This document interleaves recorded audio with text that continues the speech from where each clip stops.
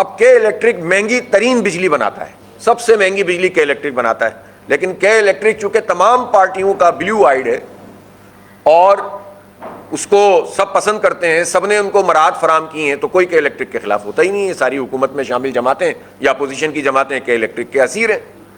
تو کے الیکٹرک کو تو بجلی بنانے کی اب ضرورت ہی نہیں ہے، ان کو فارغ کرو وہاں سے جنریشن سے. بجلی تو ایکسس موجود ہے ہمارے پاس. کراچی میں 2 نیوکلیئر پاور پلانٹ ہیں اور جن کی کیپیسٹی تقریباً اب 2200 میگا واٹ سے زیادہ ہے، ٹھیک ہے، 3000 ہو چکی ہے.